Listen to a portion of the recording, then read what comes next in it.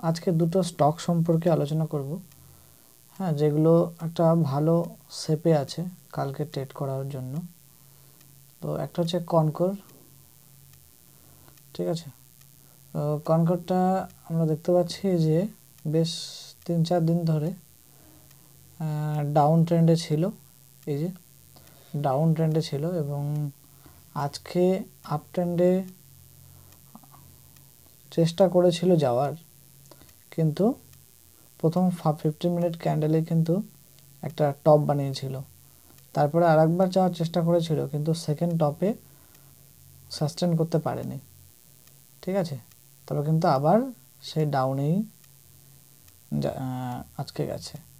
তো নেক্সট দিন যদি আপে শুরু হয় তাহলে কিন্তু আমরা ডাউনের জন্য ট্রেডের জন্য অপেক্ষা করব, ঠিক আছে, কারণ ডাউন ট্রেন্ডে আছে এবং বায়ার কিন্তু এখানে স্ট্রং নেই, ঠিক আছে।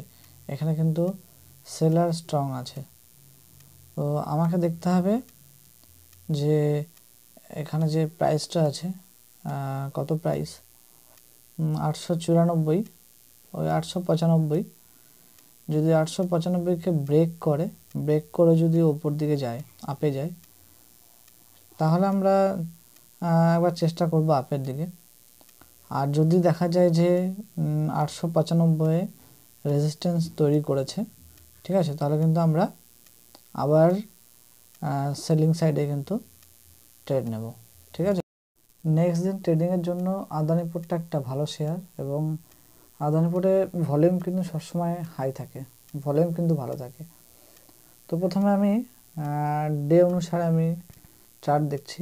ডে চার্ট অনুসারে দেখা যাচ্ছে যে 1040 থেকে মোটামুটি 1200 পর্যন্ত একটা ভালো র্যালি দিয়েছে, ঠিক আছে, 1024 থেকে 1200 পর্যন্ত। ওকে, তো আজকের দিনে মোটামুটি 1240 পর্যন্ত এসেছিল এবং তারপর একটা ভালো সেলিং হয়েছে। সেলিং হয়ে কিন্তু দেখা যাচ্ছে একটা ওপরে শ্যাডো তৈরি করেছে, ঠিক আছে। এটা ডে চার্ট আমি দেখছি। তো সেক্ষেত্রে কিন্তু পরের দিন যেটা মনে হচ্ছে যে একটা একটু সেলিং হবে, ঠিক আছে, কারণ যারা এতদিন ধরে কিনে গেছে তাদের তো বিক্রি করতে হবে, তাদেরকে তো প্রফিট বুক করতে হবে।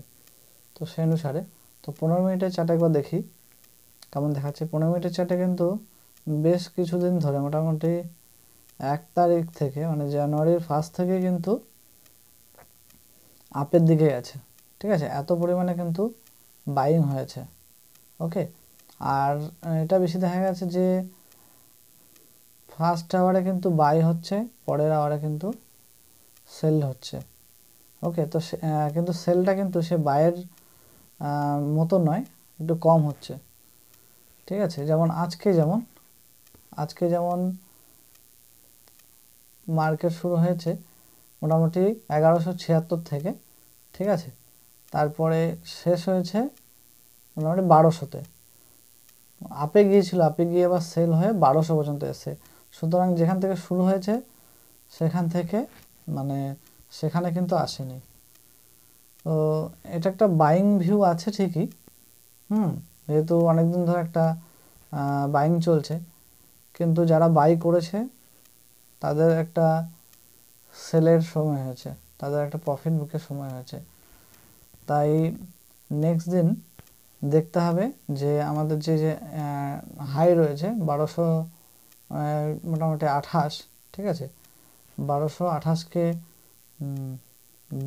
ব্রেকআউট করে নাকি দেখা যাবে। যদি ব্রেকআউট করে, ঠিক আছে, তাহলে আবার বাইং হিসেবেই তাহলে ধরতে হবে। আর যদি এখানে একটা রেজিস্ট্যান্স তৈরি করে তাহলে কিন্তু আবার আমরা সেকেন্ড আওয়ারে কিন্তু ফার্স্ট আওয়ারে যদি 1228 বা 27 পর্যন্ত যদি যায়, ঠিক আছে, রেজিস্ট্যান্স যদি দেখতে পাই তাহলে আমরা আবার সেলিংয়ের জন্য কিন্তু প্ল্যান করব। এই ধরনের আরও ভিডিও পেতে আমার চ্যানেলটা অবশ্যই সাবস্ক্রাইব করবেন এবং লাইক করতে ভুলবেন না। Tata, bye bye.